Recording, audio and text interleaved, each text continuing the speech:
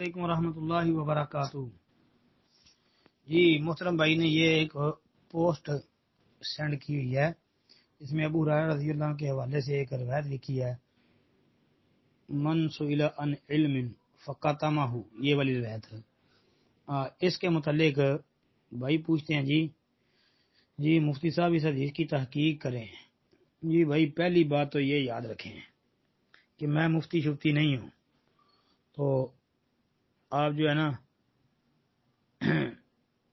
اتنے بڑے جملے میرے متعلق نہ لکھا کریں۔ اللہ تعالیٰ آپ کو برکت دے، اللہ آپ کو خوش رکھے۔ حافظ صاحب لکھ دیا کریں تو پوچھ لیا کریں جو پوچھنا ہوتا ہے، اللہ آپ کو بہت برکت دے۔ انشاءاللہ امید ہے کہ آپ محسوس نہیں کریں گے۔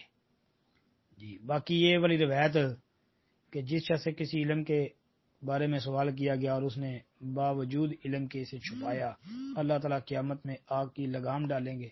جی بھائی اس کی تحقیق یہ ہے کہ روایت ثابت ہے، یہ جی روایت صحیح ہے انشاءاللہ۔ شیخ البانی رحمۃ اللہ علیہ نے اس روایت کو صحیح قرار دیا ہے۔ سنن ترمذی کتاب العلم،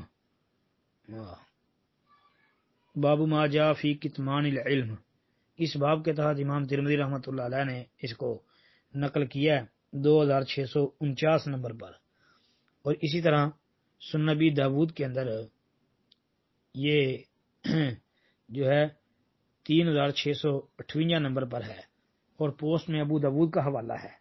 جی تو مسند احمد کے اندر جلد 2 صفحہ 263 اور حدیث کا نمبر ہے مسند احمد کا 7588۔ تو بھائی روایت ثابت ہے جی۔ السلام علیکم ورحمۃ اللہ وبرکاتہ۔